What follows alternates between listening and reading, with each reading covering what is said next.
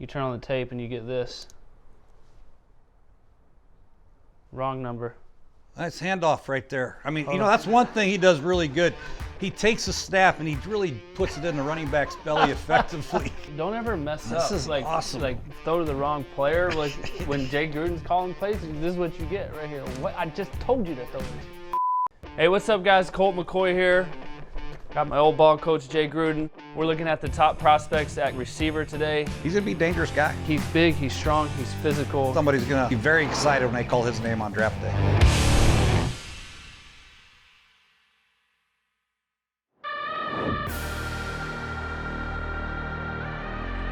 Hopping into these wideouts. In general, if you're ranking receivers based on their qualities or characteristics, like is it hands first, then speed, then you start getting into the nitty gritty of releases, using their body, using their hand, all that. Yeah, for me, ranking the hierarchy of skill set, obviously you got to have great hands, you got to have speed, that's a no-brainer. Right. But for me, it depends on what I'm looking for. Am I looking for a true number one? It's got to be a guy that can do a little bit of everything. He's got to be able to be a big-time playmaker. He's got to be able to be a physically tough kid. Yeah. He's got to be smart as hell, because if you're going to be a true number one, you got to be able to learn different formations. That's right. You got to be outside. You got to be inside edge of the numbers. You got to be in the slot. You got to be at number two, number three, right? You got to come in motion. We got to try to put you in stacks and bunches to utilize Get you free releases. Get you free releases. So you got to be smart. You have great hands and a great feel. You got to know if it's zone. You got to know if they're matching up on you. You got to know if it's outside leverage. Where's their help coming from? Where's the safeties at? Is it two-man? Is it single high? Is it one plug? Is it, you know what I mean? So there's a lot of things. A lot of adjustments on routes based on coverage. That's number one. Then you go on to you might just want a pure slot guy. 11 personnel. You want to have a true 11 personnel slot guy, like a Cooper Kupp. He can do a little bit of everything. A zebra man, I had Andrew Hawkins at Cincinnati. We had, we had a lot of good ones. Yeah. Sometimes I use Jordan Reed in that role at Washington. Yep. So, you might look for specific things. You might want a physical guy. You want a big flanker type guy that can be physical in the run game, and then when you do the play action passes, he can catch a little glance routes behind you. He can do a lot of effective things on the slide routes. You might want to have a one-trick pony type guy, a guy that has great speed that can take the top off, like a Deshaun Jackson. He wasn't a one-trick pony, but somebody like that can really come in and defense says, oh, shit. Yeah. Here we go. We better back the hell up. Yeah. And that opens it up for the running game or a quick game, whatever it might be. So not every receiver is going to have every trait that you want. You're going to have to mold some of the receivers and fit them into the system the way you want them. Yeah. Right? Marvin Harrison Jr. Yeah. He's a special guy, man. He comes from obviously a great pedigree. His dad is one of the all-time great receivers in the history of the league. Yes. Very productive 3-year career, over 30 touchdowns. Is he as good as his dad? Hell no. How can you even compare him?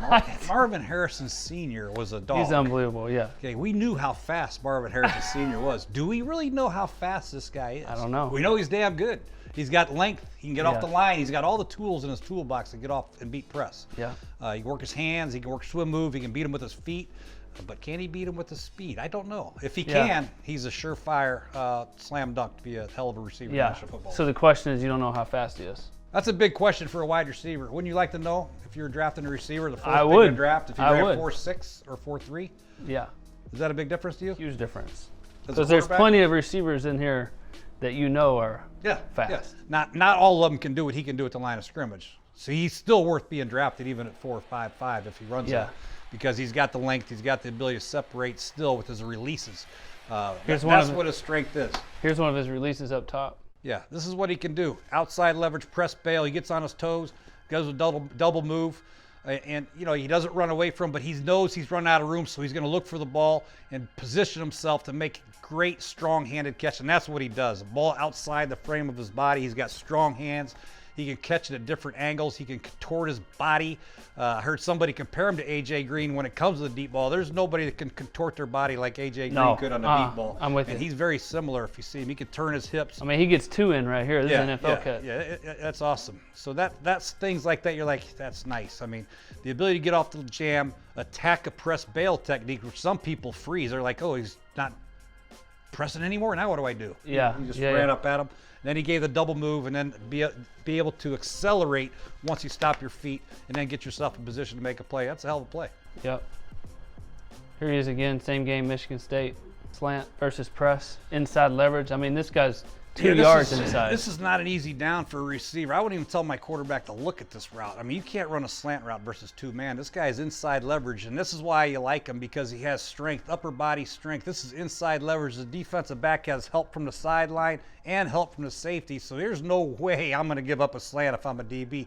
Well, you are if you're guard Marvin Harrison Jr. because right. He just jammed you. You didn't jam him. He punched you and still has the ability to keep his feet moving and then accelerate through contact and make a pretty good play on a first down against Michigan State. He does. 2-man's a tough down for a slant. I mean, that little move versus outside leverage using your hands does kind of remind me of AJ Green, if I'm being honest. Yeah.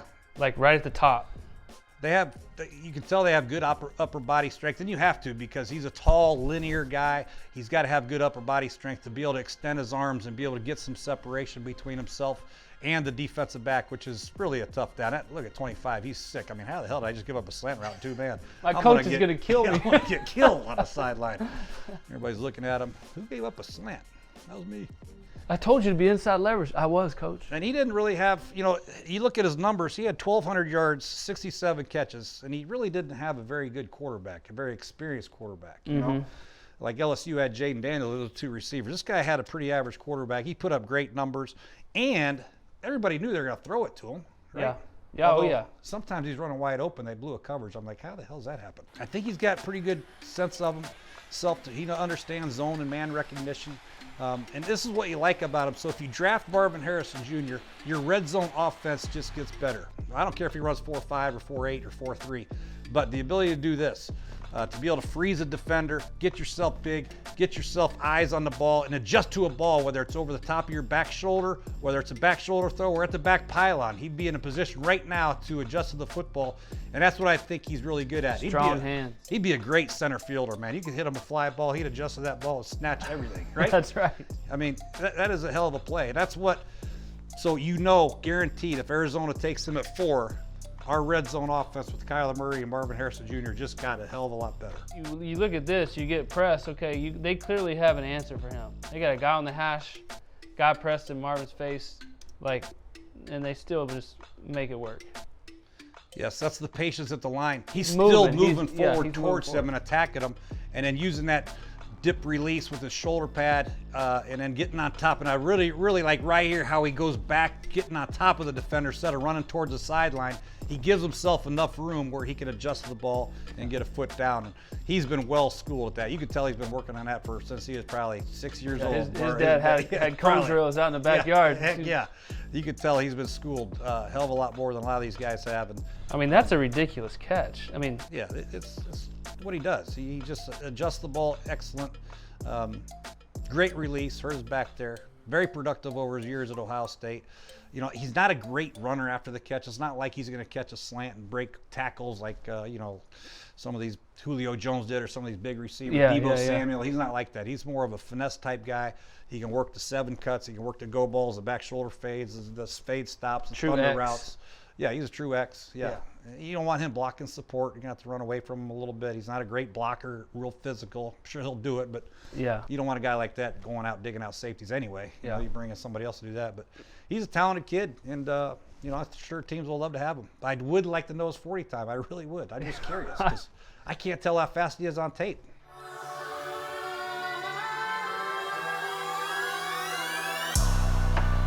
The more I watched Jaden Daniels, the more these 2 receivers from LSU just kept jumping off the screen at me. And first one would be Malik Nabers. I mean, the guy's a monster. Yeah, he's pretty good. He's exciting. He's explosive. Now, he didn't run 40 either, but I can tell how fast he is. He's not like a 4.25 guy, but he's like 4.4. You can kind of see. Yeah. The thing about him is whatever he runs is what he runs on tape. Yeah. There are some guys that run fast in their 40 time, but they don't play fast. Yeah. This guy plays faster than his 40 time. Yeah. I promise you. He plays fast in pads. Yeah. And a lot of guys can take their short pads off and their shorts off and put on their little swim trunks, or whatever the hell they run with their little tights on, and run a 40-yard dash with their hand up. But it doesn't translate to football. Yeah. This guy translates to football. He runs hard. He's physical. He has sudden movements. He's explosive. He's got strong hands. He can line up here. Yeah, you can put him anywhere. Equally as effective. And I don't know what kind of guy he is, but he's the most fun guy I've had watching tape.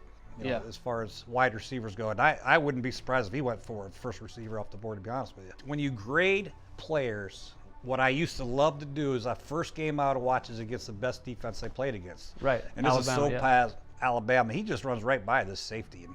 And Nick Saban loves to play quarters coverage, and Doug Nussmeier knows it. He gets the Nabers one-on-one against the safety. See, that's what it looks like. He shot out of a cannon. Yeah, he's going. I like end zone dances if they're good. I don't like cheesy ones. 35-30. We got to seal the deal here, LSU, man. It's a 4-minute drill. We need a big play to get this game over with. End the game. So who are you going to call play to? A little rollout pass, a little underneath route. And this is what I talk about after the catch. He's the most explosive guy. There's another guy from Western Kentucky that I like after the catch, but this guy after the catch is pretty special. And he will run by you. He'll stiff arm you. He's got a good feel for the game, and he can finish you off. And he's a finisher at wide receiver. You know, he's a guy that you know the ball's going to go to, but he'll finish the deal because he can beat press coverage. He can beat off coverage. You know, I don't know if he can beat double coverage. Somebody else will have to beat you, but he can beat all kinds of inside leverage, outside leverage. He can beat nickels. He can beat corners. He's obviously beating safeties. So, guys, this guy is a surefire first, second, third round pick in fantasy football next year. I depending on where he goes, I'm taking that son of a gun.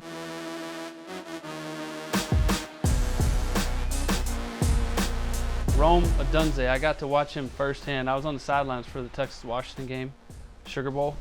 I was standing on the sidelines and they threw a fade route. I think we got it on here. And his release, his late hands, the DB's like catching up. The ball's a little bit under the throne. His late hands, he's tracking the ball, and he just kind of catches it right here. Like the DB's hand is literally all up. Like that one play to me defines him. Like he's big, he's strong, he's physical, he can run by you. He's aggressive at the line of scrimmage. He uses all different kinds of releases, but his tracking the ball, like you see some back shoulder fades. Yeah. You'll see him like late hands balls. Like he's really, really good, and I saw it firsthand. Yeah, he's 50-50 balls his. I mean, he's proven that. And I'll tell you, Michael Penix Jr. gives them a lot of opportunities. No doubt. Penix throws it down the field. Yeah, they must have some fun in practice throwing these things because they have a great connection between the two of them. And sometimes it bothers me just a little bit that I feel like Rome is looking for the 50-50 ball instead of trying to go and beat the guy. Yeah. That's the only complaint I have about his game. He's not looking to run by you. He's looking to jump over you, which is fine. I mean, he can do it. Yeah. But I just like to see him play a little bit faster. Yeah. But he did run 4.45. He had 92 catches, 1,600 yards, played in a pretty good offense with a hell of a quarterback. He can do a lot of different things. He's physical enough to go in there and catch the ball and run after contact, which I like. Yep. We mentioned his 50-50 ball ability. His production's excellent. His in and out of breaks is solid. Again, this is a guy that's a top-notch type player that can really help as a number one receiver, number two for a year, and then growing into a true number one type guy. Yeah. You know, he likes to see him run a little faster, but this guy's production and his size, and he can overpower defensive I feel like backs. When I watch him play, he fights. Like he's a fighter. He's aggressive. He's not like he's excited when that happens. That's what jumps out on the tape when I watch him play. You know what else is good about him? He's a team captain. Not many receivers are team captains. I drafted a guy at Washington who was a team captain. You know who that was? Terry McLaurin, 2 years. That's right. I mean, it's as a wide receiver to be a team captain, that's not always easy. He's usually the quarterback, maybe a linebacker, safety or somebody.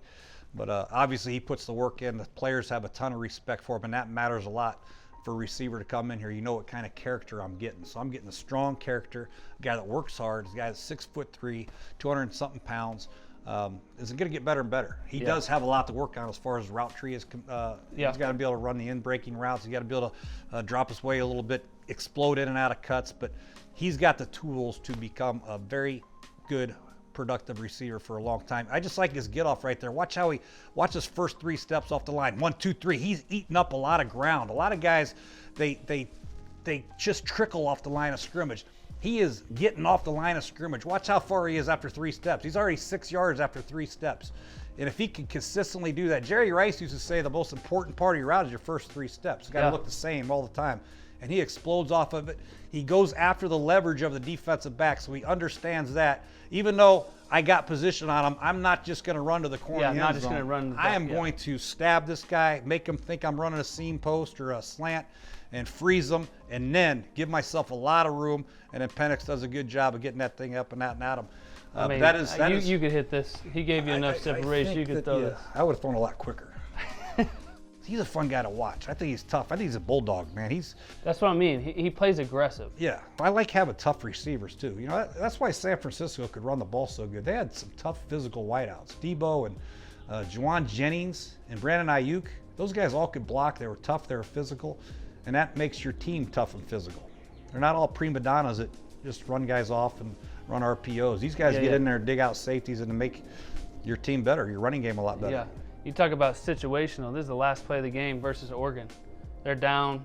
They're driving into the game situation. 18 seconds left. Oregon has a really good corner, too. He got length. I mean, he's a pro corner. I remember watching him. I'm telling my kid during the game, I said, that's what a corner looks like, man. Look, I wonder if that's him, or I can't tell. But yeah. I think that's why he's taking away inside leverage, and you got a safety on the hash. I mean, yeah, but this guy's using the sideline as an advantage. I like the position the corner's in. He's really in a good spot right there. He just didn't look for the ball quick enough. And that's the trust that Michael has in him, and that rapport that those two guys have. There's no guarantee that the quarterback he plays with, Kyler Murray, will have that type of connection with him, but Michael surely did. He just doesn't just take off to the sideline because he knows he has outside leverage. He attacks and holds that leverage. Oh, yeah. There's really only one place Penix can throw the ball with the safety on the hash. He's got to drive it, and he's got to put it in the back shoulder. But Odunze knows that too, so he gives him that space running this route. Yeah, it's the only way the ball could have been complete. He has to give himself some room off the line. Otherwise, he gets pushed all the way out to the zipper, that I like to call it, and there's no way you're catching the ball if you're out there. LSU wide receivers, Brian Thomas Jr. He pops on tape. Every time I watch Jaden Daniels, he's just showing up, him and Nabers. Yeah, he had 68 catches. One of every 4 of his catches was a touchdown. How about that? One of every 4? One of every 4 catches is a tutty. Yeah, he can get out of his stance and run. He is a vertical receiver with straight line zing. And he gets up on your toes like he does here on this play.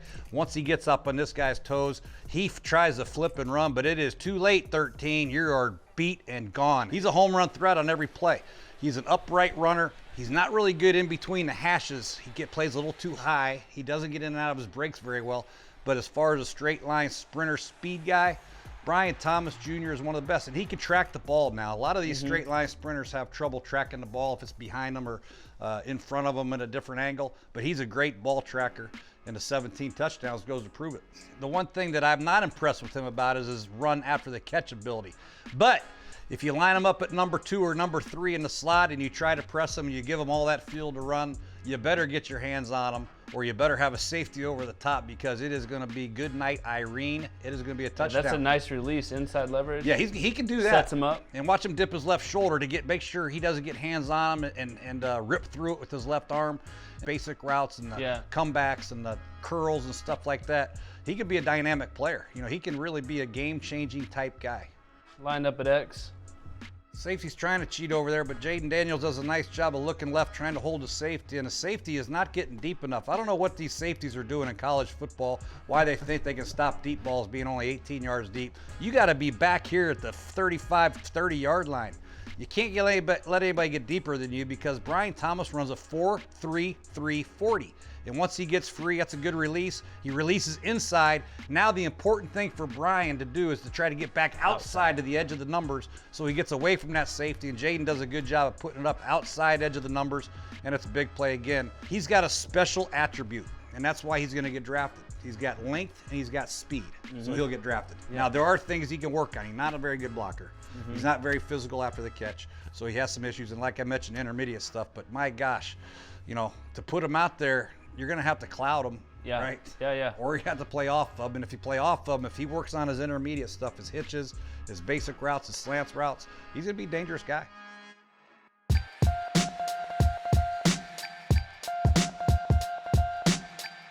Lad McConkey. Yeah, Lad's an interesting guy. He only caught 30 balls this year. He had some injury history. The year before, he had a much better quarterback in Stetson Bennett.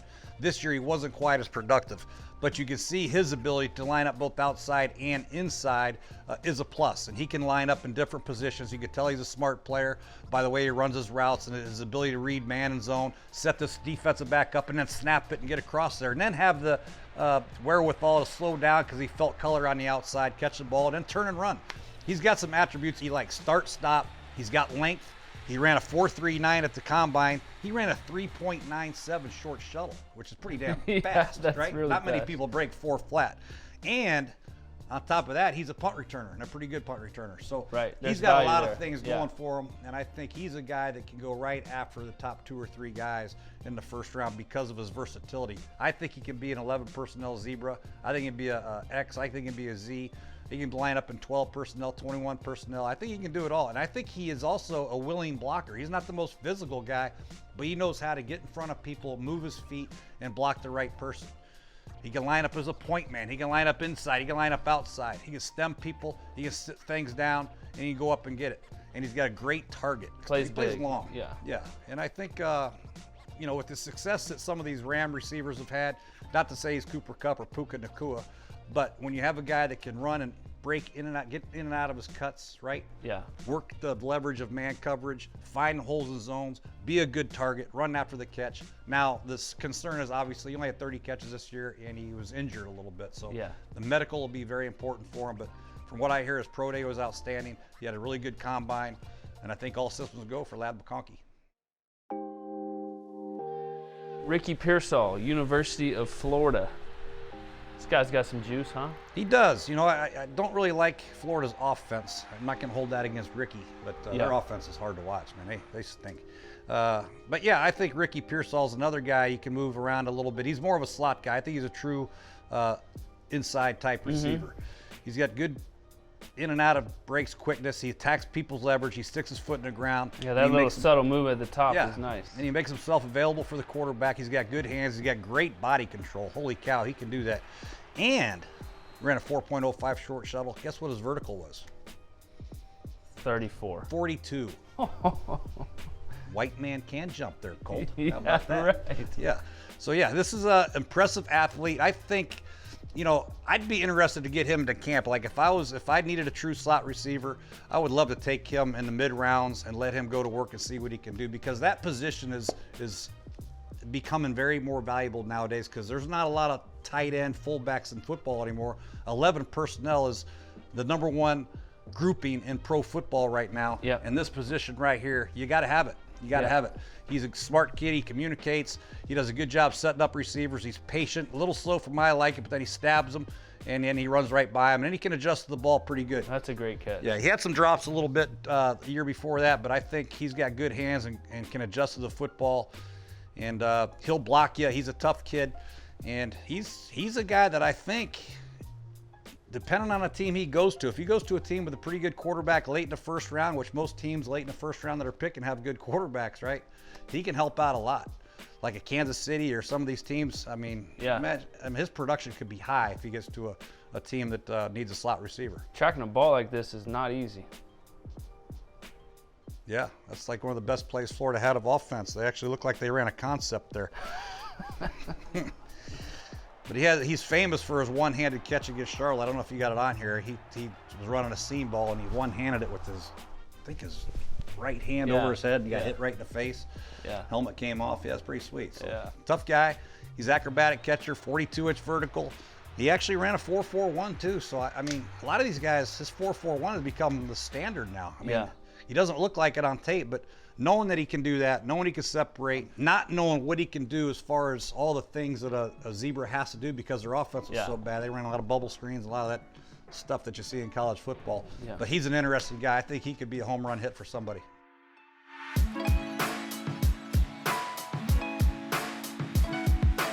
National champion winner Roman Wilson, receiver out of Michigan. Tell me about him. We all know about Michigan's offense. They're a run-first offense. Everybody's criticizing J.J. McCarthy for the lack of production for a top 5 or 10 quarterback. But the production they did have in the passing game came through Roman Wilson and J.J. McCarthy. Roman's a good player. He can line up a little bit everywhere. I'm confused. I'm not too sure where to put him. I don't know if he's a slot player, which he has lined up in the slot at number 2 in trips, or he's a true outside guy. Some people I've talked to think he's an X only on the ball. I thought he could move around and do some different things, crossing routes and choice routes and all that stuff. But he's 6 foot tall. He ran a 4.39 at the combine. He only had 12 reps of the bench press, so he's not overly strong. But he's a highly productive player with a good skill set, adjusts the ball very well, and has good hands. I just don't know where to put him right now. I'd have to work him out. 48 catches. Does it bother you if your starting X receiver is only 6 foot? Or is that not a big deal? No, I think 6 foot's okay. I just don't want to be like any shorter than that, but 6 foot's okay.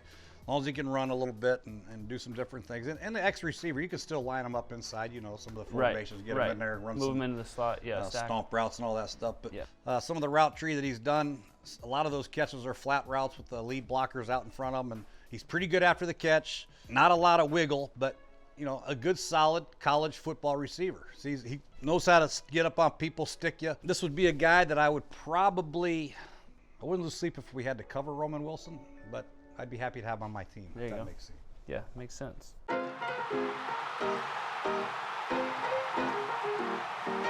Xavier Worthy, 4'2", 140. Hook 'em horns. This is your guy, man. You should Fastest talk guy about in the combine ever. Well, it's Texas. 4.21. You tell me about Xavier Worthy, Colt, because I mean, this is your team. I mean, you're at all the games on the sidelines, standing there with your hat on backwards. SPEED, speed, baby. Speed kills. Watch this clip. My dad always used to say there's no substitute for speed, and this guy has a world of it. He's a track guy, obviously. Did he win anything in track at Texas? Do you know his history in a track? Did he do the 200 meter, 100 meter? What did he do? Football only, baby. Oh, he could have.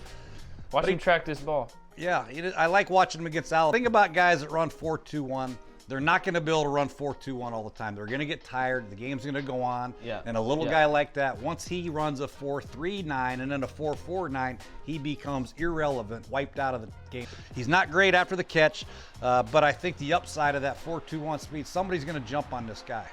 I don't know if he's an inside guy. He's got a lot of football to learn, but like I said about having at least one skill set that's dynamic and exceptional, he does have that with his speed. Yeah. He's got a long way to go. He's not Tyreek Hill. People say, oh, Tyreek, he's like faster than Tyreek. Well, he doesn't run routes like Tyreek. But that's a good route right here. He gets up on him, and these are routes he's going to have to work on. He's got to get up. He gauges his speed right there. He's coming off with good shoulder lean, good body lean, attacking a defensive back. That defensive back is well aware he runs a 4.2. He's doing actually a pretty good job. He's getting ready to take off and run, but a good speed out by Xavier right there, and then the ability to break a tackle and run for a touchdown. That's intriguing things that he has for being a track guy. 75 catches, 1,000 yards receiving, only 4 touchdowns. He's fast on a gun. I just don't know what to do with him quite yet. Is he a Deshaun Jackson? Does he track the ball like Deshaun Jackson? I don't think so. But he has dropped some balls, right? He can blow by. He's dropped a couple touchdowns. He's not really good after the catch. So, a lot of these smaller type guys, you want to give them the bubble screens, the release screens. Yeah, I don't think he's that type of guy either, unless just parts like the Red Sea, then he'll hit it. Yeah. But he's not going to make somebody miss and break a tackle. He goes down with one arm tackle. I'd be interested to see what happens with him at the next level. He's got a lot of things to work on as far as his route running ability, his ability to come in and out of cuts, his ability to attack defensive backs consistently and consistently use that speed coming off the line of scrimmage. But definitely, I mean, you run a 4.21, some guns are going to be looking at you. Yeah, that's right. Staying at Texas, so his counterpart, Adonai Mitchell, really good player, kind of raw. Tall, strong. To me, he's a great candidate for back shoulder balls, red zone, big target in the red zone. Played at Georgia early in his career, transferred to Texas. Got a lot of just raw ability.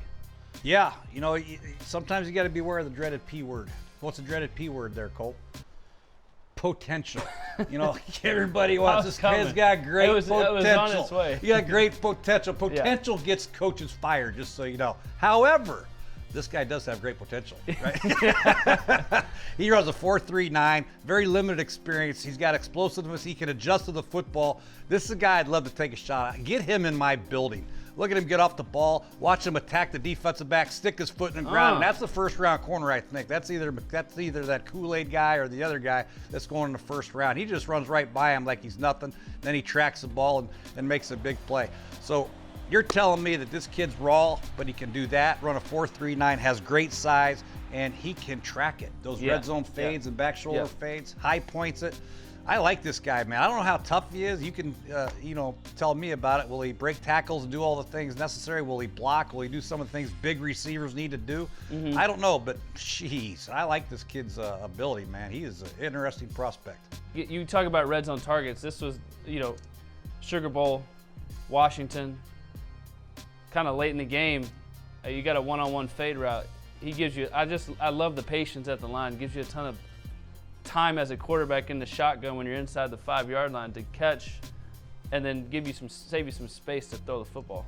Yeah, he's a guy like, we saw Marvin Harrison Jr. We said that whoever gets Marvin Harrison Jr., their red zone production will get better right away. And I think the same thing happens with this guy. So if you have the ability to draft Marvin Harrison Jr., you're just like, wait, let me take the top tackle in the league or the top pass rusher, and let me try to get this guy in a second. I think you wouldn't be that far off, to be honest with you. This kid, yeah, I could be wrong, but his athletic ability and things he can do in the red zone are very similar. Yeah. He's not quite as schooled as a receiver as Marvin Harrison Jr. That's why you have coaches, so hopefully you get that going. But this guy here, I think somebody's going to be very excited when they call his name on draft day.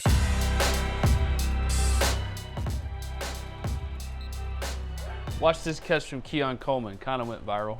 Kinda. Ridiculous catch across the middle. Yep.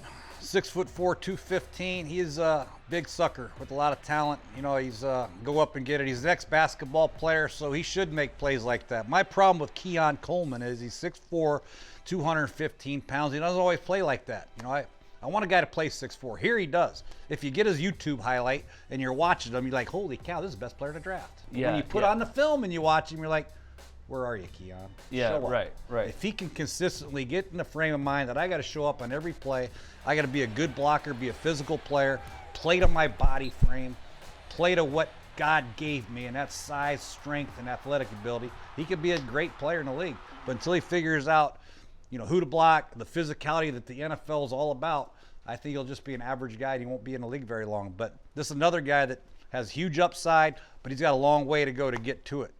Here he is again running a fade, red zone fade. Yeah, a lot of these guys do this. Corners are so bad nowadays. They just turn around and look at the receiver and I don't know, the ball's in the air for 20 minutes. I could have caught that one. You got no separation. I don't know if this is, but this is what he is. This is what you're going to get with him your first couple years until you develop his skill set, running other routes and doing some things on the other side until he learns your offense. You're going to be relegated to that. And if you are relegated to that, then he better be good where? On special teams and in the run game. You got to be a physical presence, digging out safeties, but he's not even close to that right now in the run game. Until he figures out that, hey, my role early in my career might be I got to go block, some of these tough safeties in the National Football League, and then I'll get rewarded with a fade in the end zone at the +5 or +10 or a bootleg down, something like that. Yeah. He's got to get the frame set. I got to earn my way to the National Football League. I'm not just going to go out there. They're going to throw me 5 back shoulder fades in the red zone. Yeah. His other skill set's very limited, but he does have ability. He is 6'3", he's 215. I think he's still growing. But we'll see how his mental approach is at the next level. That'll be determined how good he does.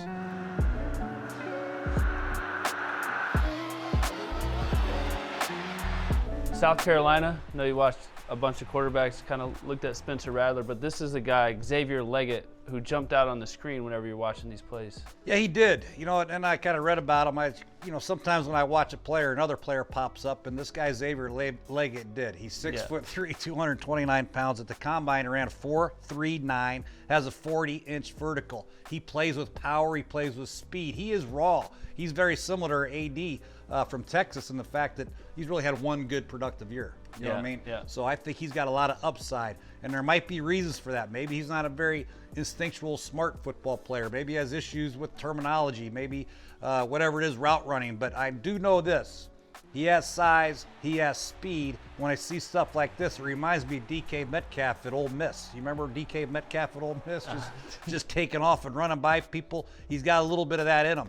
And I saw him in the run game. He's not afraid to put his face on people. So this guy here, if you're letting these top receivers go and you're going for other positions, and then you get this guy in the second or third round, I think you'll be happy as hell. And this is, if you have a good receiver coach and he's smart enough, and I heard he's got a cool voice on YouTube. I don't know if you heard his country voice. I haven't. He's just I like country it, though. boy from down there in South Carolina. He just seems like some of the plays that I've seen, some of the YouTube videos I've seen, some of the highlights I've seen of him. He's a guy that I think can really do some damage and really help a football team out at the next level. And the other thing about Xavier is the NFL is going to this new kickoff return rule a weird 9-on-9 alignment, Yeah, and they got to yeah. wait till the ball's kicked and then the returner take. This guy's return kicks. Like I said, he's 6'3", 225 pounds and getting bigger. Maybe like a Cordero Patterson. I'm not going to put him in that category as far as return, but you know, that frame of mind, use him on some niche plays on your offense until he gets comfortable in your offense. He'll be your number one kicker returner. And if you have to return kicks with this new rule, I think his stock might even go up higher. Western Kentucky Hilltoppers, right? They got a receiver there that popped out at you. Yeah, Malachi Corley, I believe. is his name. Malachi Corley. Yes, this guy, you know, I coached a guy at Jacksonville named LaVisca Chenault, and he was more of a ex-running back type guy who's really good after the catch. This is what this guy is. This guy is a violent defensive back, so I really like the way this kid runs and catch. I think he's got a big upside, another possible kick returner type, but he's a guy that probably caught all their bubble screens, all their release screens, because he is very good after the catch.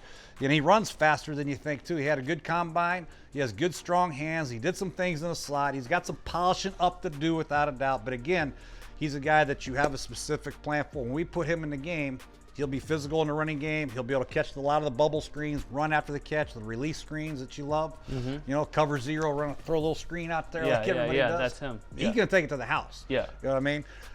You can get a more polished receiver than this, but you won't get a better receiver that runs after the catch better than this guy. Yeah, love it.